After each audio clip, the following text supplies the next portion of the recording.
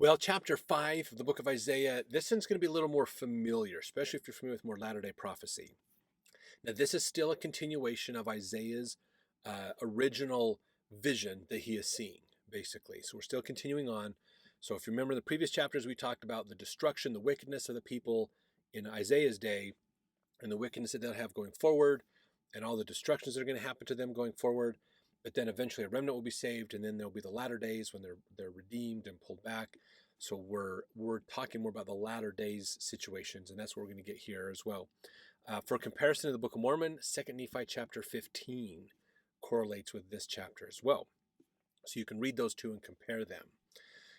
One thing that's important to understand, and we talk about this right at the beginning of the book of Isaiah a little bit, but just as a reminder, realize that the Old Testament is coming from versions of the book of Isaiah that date only back to about 100 AD time frame. So like the time that Christ was alive and kind of that area, that's about when it comes through. Now what's interesting is the oldest form of the book of Isaiah that we have, the complete book, is the Dead Sea Scrolls, and that's more 100 BC time frame. So a little bit before a lot of the Greek manuscripts and things we have of it that was used for the Old Testament translation in King James Version.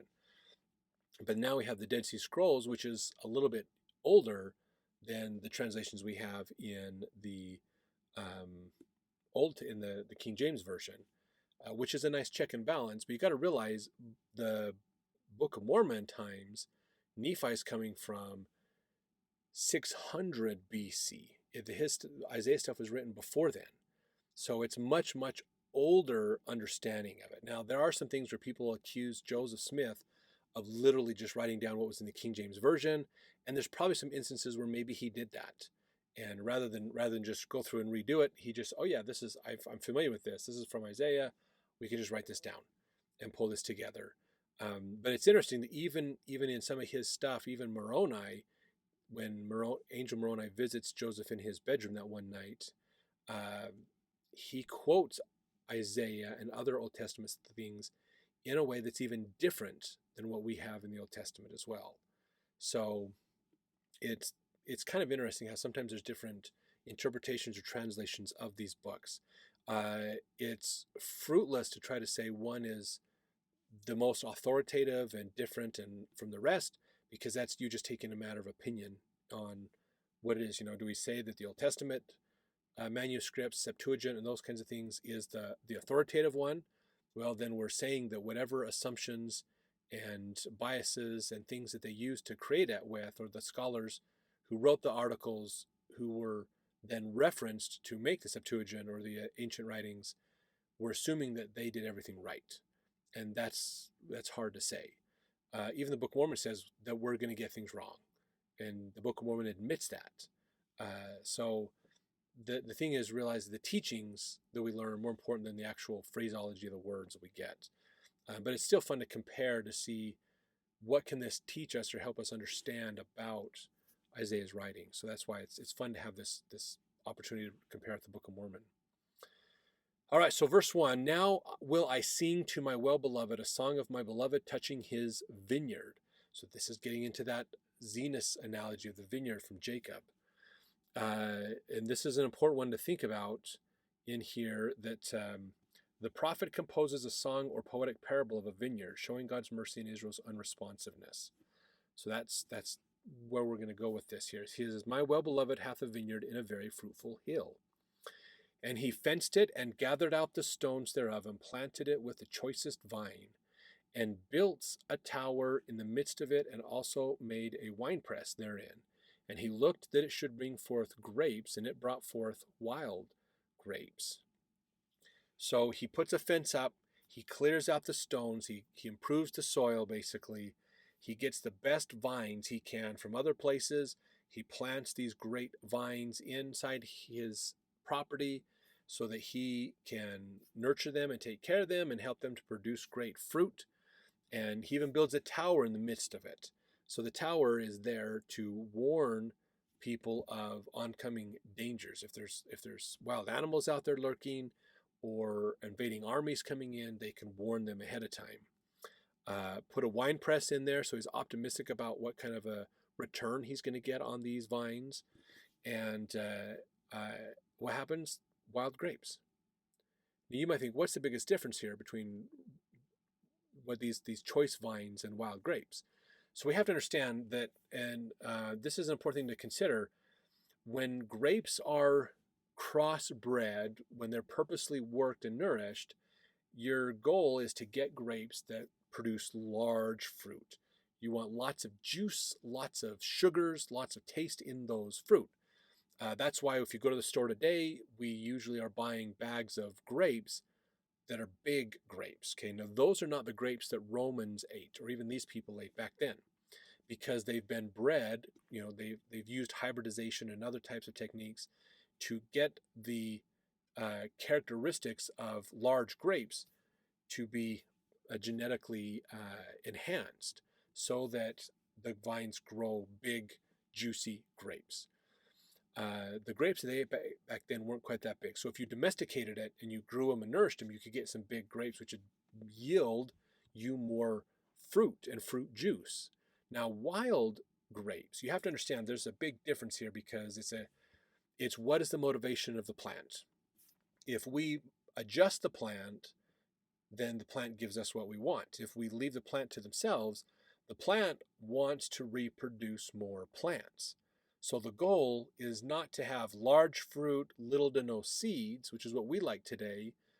The plant naturally wants to have small fruit, large and many seeds, because the whole point of the fruit is to not only find something that'll attract an animal will come along, eat it, digest the fruit, they'll get the juices and sugars and nutrients from the fruit, the seeds will come out in the poop.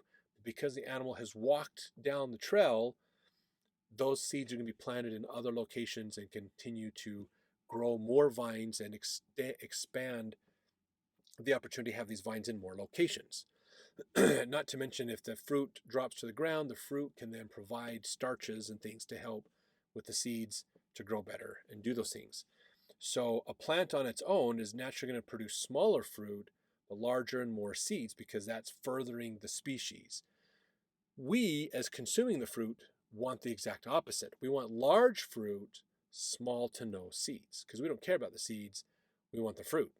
So that's the challenge here, is he's going for, I want lots of fruit, and it gave me very little fruit. It's looking out for itself, not going along with what I'm trying to do for it, basically. So now that's this analogy here. So verse 3, he's going to say in here, and now, O inhabitants of Jerusalem and men of Judah, judge, I pray you, betwixt me and my vineyard. What could have been done more to my vineyard that I have not done in it? Wherefore, when I looked that it should bring forth grapes, it brought forth wild grapes. Now go to, I will tell you what I will do to my vineyard. So I'm going to pause for just a second here. So he's going, look, guys, I did the best I could. What else could I have done to improve my vineyard? So remember, this is the analogy of helping Israel. I've tried to nourish Israel. My goal is to help Israel yield lots of fruit, meaning I want them to keep the commandments and be very righteous and blessed. But it didn't. It survived for itself. It tried to protect itself rather than follow me, and I didn't get the fruit that I wanted. It's trying to self-preserve itself and not give me the fruit. And so he's saying, I did the best I could. What else could I have done? And so he says, so now here's what I'm going to do to remedy this now. So he says right here in verse 5, I will take away the hedge thereof. Now the hedge is a group of kind of low-growing trees that get really thick, kind of like lilac bushes or other things like that, that will grow in to provide a natural fence. A great way to keep animals out and invading armies out and things.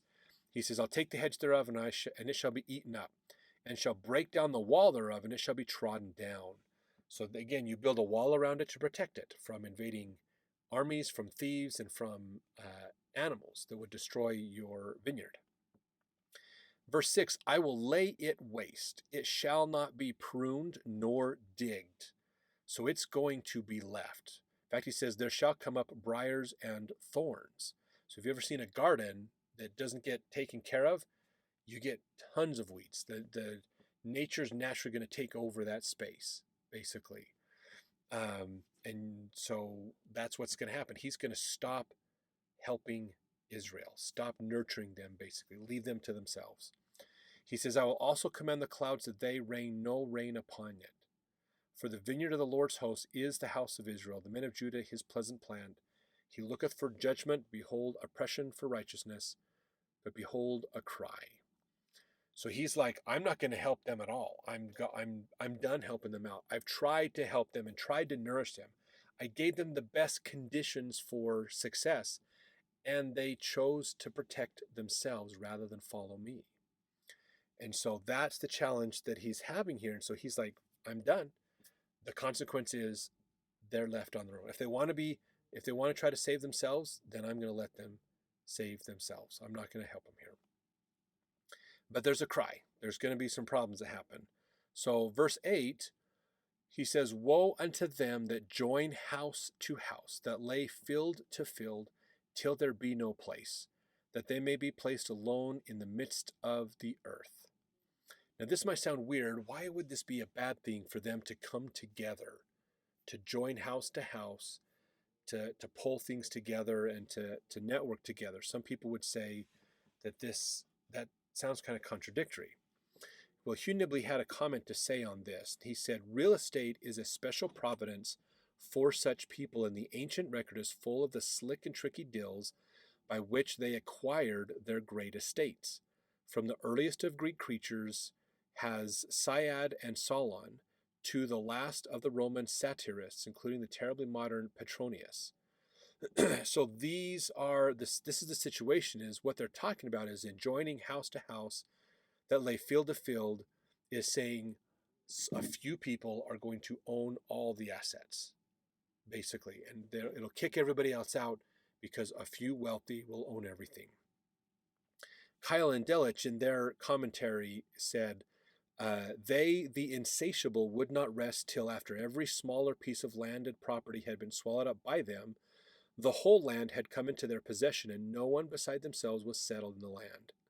Such covetousness was all the more reprehensible because the law of Israel had provided so very stringently and carefully that as far as possible there should be an equal distribution of the soil, and that hereditary family property should be inalienable. So that's just to give you an idea of that, basically. So it means a small, wealthy people are going to make it so they own everything, and everybody else gets left out. They have no wealth. They have no inheritance, basically. And there's no place left for them in the earth. So now verse 9, in mine ear, saith the Lord of hosts, of a truth many houses shall be desolate, even great and fair without inhabitant.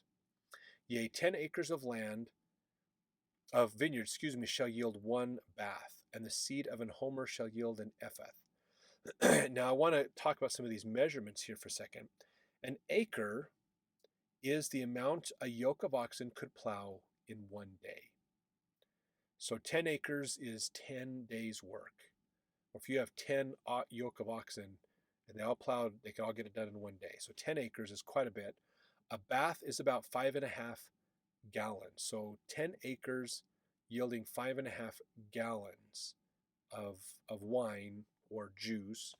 And homer is about 6.5 bushels. An ephah is 1/10 of a homer.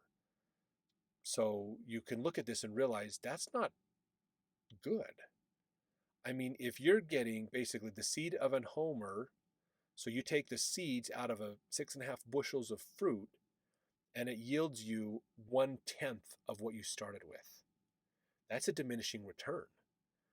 So 10 acres to get 5 gallons of juice, that's a terrible yield. I mean, that's horrible. So what this is talking about is basically because of the wickedness of the people, they're looking out for themselves. This Master Mahan principle, basically. I need to build my own wealth and save myself, and I'm going to crowd everybody else out. All people for themselves. You're out for your own selves. The productivity of the land is going to dramatically decrease. It's going to be a bad situation because when that productivity goes down, the whole economy collapses. Everything goes bad for everybody, and that's where you run into a lot of these problems and challenges. So we need to, this is, hopefully you're seeing some analogies and some ideas for our day and age going, oh yeah, maybe this is not going to be a good thing for us. How can we change inequalities of wealth and other things? A lot of people have their opinions and ideas. The only one that really works is known as the law of consecration. That is God's plan for dealing with things. And we'll talk about that in later videos. We talked a little bit about it, I think, earlier in the New Testament with the law of Moses a little bit. And then we'll talk about it when it comes up in other areas as well. But that's what you want to think of. It's not about, oh, we should do capitalism or, oh, socialism is better or whatever. Nope. Law of consecration is God's economic structure. And that's the problem that he's outlining here. Okay, verse 11 now. Woe unto them that rise up early in the morning, that they may follow strong drink, that continue until night, till the wine inflame them. So these are alcoholics. Woe unto those who are basically not just, I mean, we could take this literally, that being an alcoholic is a bad idea. But this, when we look at this from the metaphorical standpoint, realizing these are people that all they do is consume resources. They're not producing, they're just consuming. Now, some people will take this out of the context of everything else we've talked about and say, this is an indication of why social programs are bad. You shouldn't live off government funding. You just suck off the government and not give back. That's a bad idea. That's not what we're talking about here. Okay, that's kind of a misrepresentation, mischaracterization of this. Again, we're talking about low productivity. We're talking about people that are so focused on taking care of themselves that they end up running into a situation where they don't take care of themselves. It would be much better to let everybody else own land and let the workforce and productivity grow. If we can't grow together, it doesn't work. Basically, it doesn't work. We need to grow together. We need to help each other. That's when things get better. If we try to be individual about it, it's going to be unproductive and terrible. That's what they're talking about here. Now, verse 12, he says here, the harp, the viol, the tabret, the pipe, and wine are in their feasts, but they regard not the work of the Lord, neither consider the operation of his hands. So this is a really interesting one here. In fact, teachings of, I believe this is Teachings of Prophet Joseph Smith, said, the church must be cleansed, and I proclaim against all iniquity. A man is saved no faster than he gets knowledge, for if he does not get knowledge, he will be brought into captivity by some evil power in the other world, as evil spirits will have more knowledge, and consequently more power than many men who are on the earth. Hence it needs revelation to assist us and give us knowledge of the things of God. So that's what's happening here, is they're having these feasts. They're consuming the wealth that they have gained for themselves. They're playing these instruments. They're having a good time, but they are completely ignoring the things of God. So they're partying, doing their own thing, celebrating their own success, but not taking care of what's important, which is what God is asking them to do. Keep the commandments, repent, those kinds of things. They're not thinking about the works of God and how can God help me in my life. They're going, I am amazing because it's me, basically. So we can see a lot of analogies with this, with like Hollywood, a lot of the show business and prideful stuff, popularity and things today. I am great because it's me kind of stuff. Whereas they're not really taking time to think, who is God and what can he do in my life? And so there's a big contrast we see even among today's popularities. Now, verse 13, therefore my people are gone into captivity because they have no knowledge, and their honorable men are famished, their multitude dried up with thirst. So again, the problem here is they have given themselves to other people to make their decisions for them. That's that no knowledge. They're not gaining knowledge. They're not learning. God wants you to learn how to exercise your agency yourself. And these people are giving their agency so somebody else can do it for them. Verse 14, therefore hell hath enlarged herself and opened her mouth without measure, and their glory and their multitude and their pomp, and he that rejoiceth shall descend into it. So hell is opening itself up, going, oh, we got a lot of people that are qualifying for hell. Let's bring them all in, suck them all in. Verse 15, and the mean man shall be brought down, and the mighty man shall be humbled, and the eyes of the lofty shall be humbled. But the Lord God of hosts shall be exalted in judgment, and God that is holy shall be sanctified in righteousness. So there's this analogy. The pride of the world is going to grow and be big, and then it's going to collapse and fall apart. Judgment is going to come. Hell's going to come take them up, and God will then, they'll realize, I did my priorities wrong. God should have been the priority the whole time. So that's what they're talking about here. Verse 17, then shall the lambs feed after their manner, and the waste places, the fat ones, shall strangers eat. So a lot of, basically, it's going to be better when God comes. This is kind of the coming of the Savior type idea as well. Verse 18, woe unto them that draw iniquity with cords of vanity, sin as it were with a cart rope. So you think of the chains of hell, the chains of sin, kind of an analogy in there as well. Verse 19, that say, let him make speed and hasten his work, that we may see it. Let the counsel of the Holy One of Israel draw nigh and come, that we may know it. So Hugh Nibley says here, they don't want faith. Faith is work we have to do. They want God to do it for them. They want to be saved without having to do anything themselves. That's what verse 19 is. When they say, let him make speed and hasten his work, that we may see it. These are the people that are being told, you need to repent and come follow God. And they're going, who is God? And, oh, God is this great person. Well, prove it. I want God to do something for me. I want God to basically manifest to me what he's doing. Because again, that's not faith. Signs are not faith.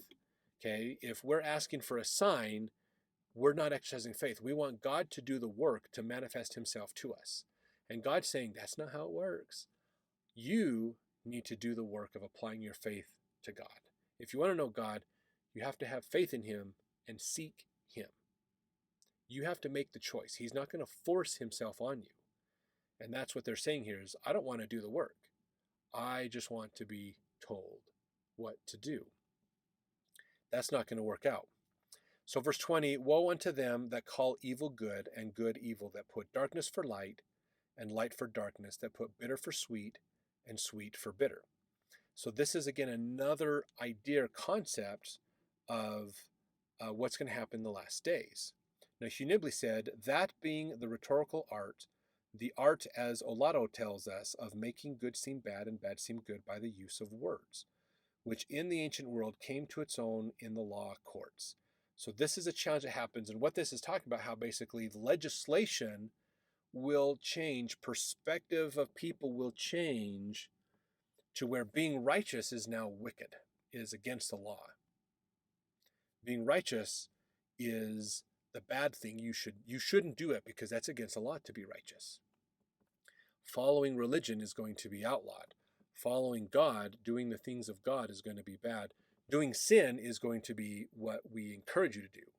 So the laws around sinning will be loosened, and the laws around doing what's right are going to be tightened. Now, this may sound strange, but even if we look at this even from a modern day standpoint, okay, laws of chastity. Oh, yeah, we have this law of chastity, but we really don't follow it. We're going to make it okay to do whatever you want. We're going to change those laws so you don't have to be punished for those things. Drug use. Oh, we're going to legalize everything. And then when you look at the other way, so how do we punish? Oh, being a member of a church is being a member of churches are bigots. They don't accept everybody. They only accept certain groups of people, and so they are racist, or they're bigots, or they're misogynistic. And so that's evil and bad to do that. And so those are bad organizations to be a part of, and we should punish them. We shouldn't give them benefits. We should punish them and discourage churches. We should make it hard to be religious.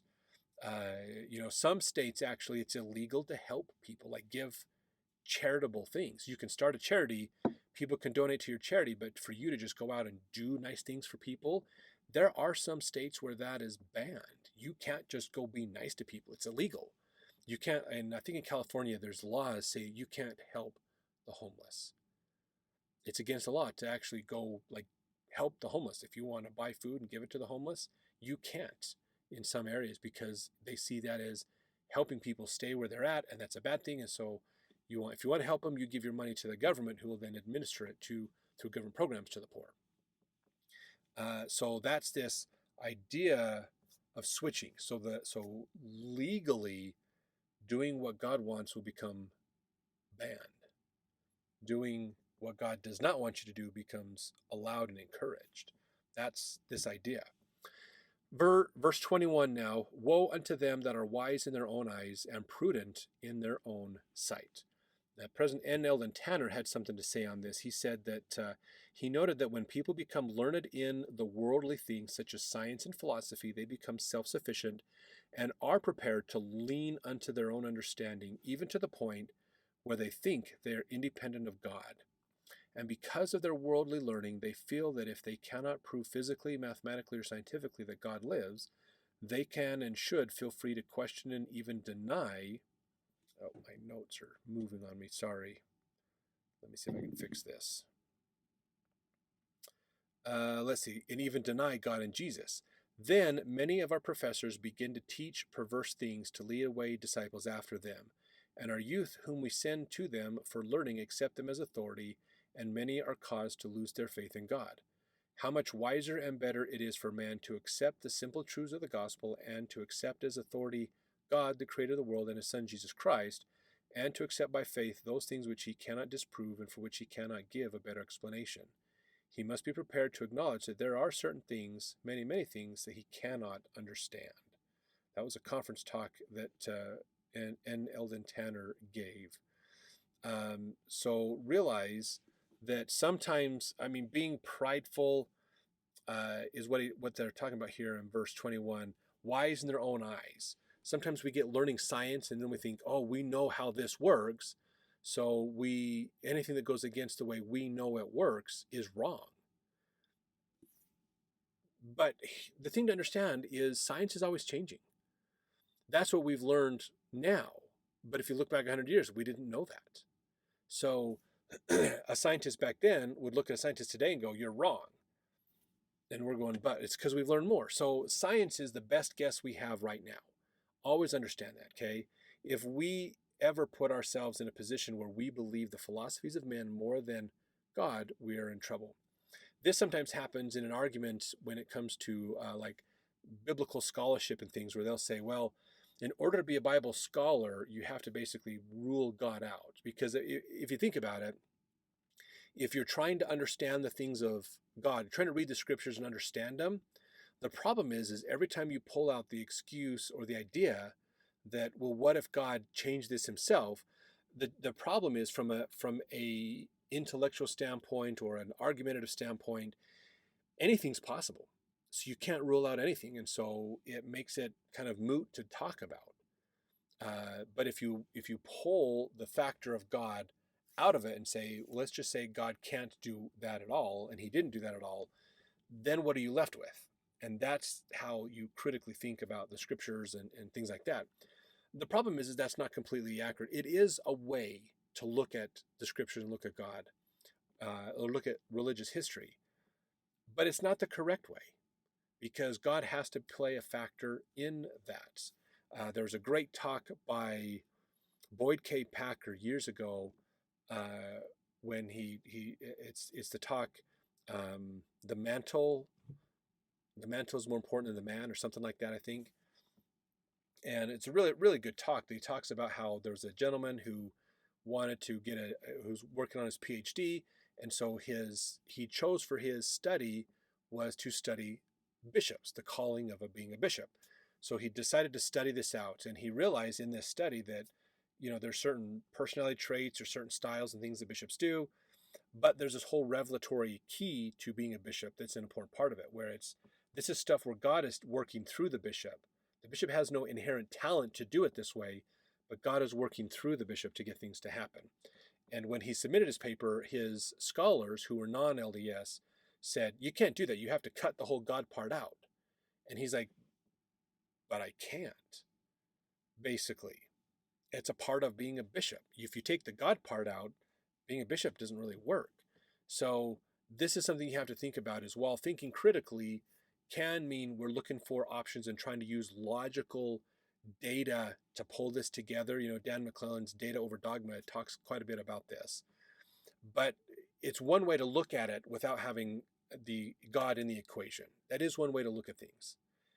The problem is if you always look at things that way, you're going to miss God and you're going to have problems. So the data sometimes is wrong, even though you're just looking at the data we have available. This is our best guess. Always remember that. It doesn't matter what the scientist says. This is our best guess. So one thing we know from science, when you look at the history of science, we know that what we learned and now is not what we're going to know in 100 years. We're going to improve our understanding 100 years from now.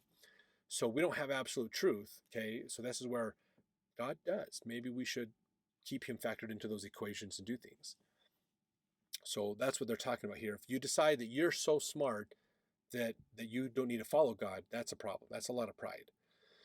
Verse 22, woe unto them that are mighty to drink wine and men of strength to mingle strong drink. Again, alcoholism, drug abuse, substance abuse is where I would put this into. Using the chemicals of things around us to affect our ability to perceive and do stuff is something you have to be careful with. Overindulgence in anything.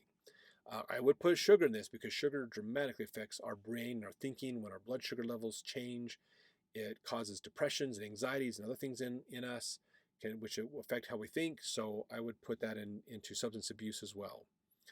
Now verse 23, which justify the wicked for reward, meaning bribes, and take away the righteousness of the righteous from him. So Hugh Nibley in his Old Testament and Related Studies book mentioned this.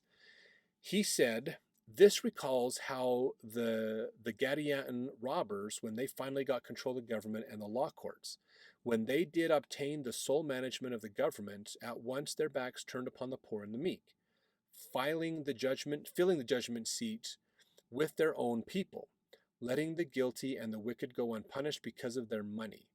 They justify the wicked for reward, says Isaiah, and he warns them in their own legal language that God will bring charges against the elders of Israel and the princes thereof.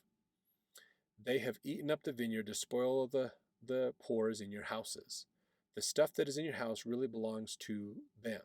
What we need to eat beat many, what we need, I'm quoting Isaiah 3:15, they beat many people into pieces and grind the faces of the poor. So this is what he's getting at here basically is justify the wicked for reward. You accept bribes. The justice system claims to be just, but really basically just allows the wicked to get away with wickedness. And then takes away the righteousness of the righteous. So basically the good guy gets punished because the laws are contrary to his conscience, to what God is telling him. But the wicked can go free, basically. A very corrupt judicial system and government structure that's happening. Now, verse 24, therefore, as the fire devoureth the stubble, and the flame consumeth the chaff, so their root shall be as rottenness. Their blossom shall go up as dust, because they have cast away the law of the Lord of hosts, and despised the word of the Holy One of Israel. The fire devoureth the stubble, the flame consumeth the chaff, so their root shall be as rottenness. So the whole plant, not just the top part of the plant, but even below the ground, the whole plant will be destroyed. Everything will be taken care of, basically, because they have cast away the laws of God. They've ignored God, and now they're receiving the punishment of ignoring God. Verse 25, therefore is the anger of the Lord kindled against his people, and he hath stretched forth his hand against them, and hath smitten them, and the hills did tremble, and their carcasses were torn in the midst of the streets. For all his anger is not turned away, but his hand is stretched out still. So as much as he is upset with what's going on, he's not happy that they're being wicked and not listening to him, he still wants to help them out. He still wants to bless the people. This is the mercy of God that we see all the time. This is such a thread through the Old Testament of, oh, I'm going to set you up to follow my commandments, do all this great stuff. Oh, you don't follow it, you fall wicked, you get punished from it because it's natural consequence. I will still bail you out and help you. And then it does it again. It's like that pride cycle thing that happens all the time. Now verse 26 is some promised blessings here. And he will lift up an ensign to the nations from far, and will hiss unto them from the end of the earth. And behold, they shall come with speed swiftly. Now hissing means whistle or signal a gathering. So an ensign to the nations. Something will be raised up. This is the Church of Jesus Christ of Latter-day Saints, according to modern day interpretation. And it will be the beginning, the commencement of the Book of Mormon, the commencement of the Restoration, is the sign of the time of gathering. And that will come forward, and they will come speedily. They're going to come swiftly to do this. In fact, Elder LeGrand Richards said this. He said, since there were neither trains nor airplanes in that day, Isaiah could hardly have mentioned them by name. However, he seems to have described them in unmistakable words. How better could their horses' hoofs be counted like flint and their wheels like a whirlwind than in the modern train? How better could their roaring be like a lion than in the roar of the airplane? Trains and airplanes do not stop for night. Therefore was not Isaiah justified in saying, none shall slumber nor sleep, neither shall the girdle of their loins be loose, nor the latch of their shoes be broken. With this manner of transportation, the Lord can really hiss unto them from the ends of the earth, that they shall come with speed swiftly. So he's talking about this idea of missionary work, sharing the gospel, using modern technology to get it out there. So that's where we're at. Verse 26 says this is coming, and that's where we're at today in the last days, the restoration. Now verse 27, none shall be weary nor stumble among them, nor shall slumber nor sleep, like we talked about with LeGrand Richards. Neither shall the girdle of their loins be loosed, nor the latchet of their shoes be broken.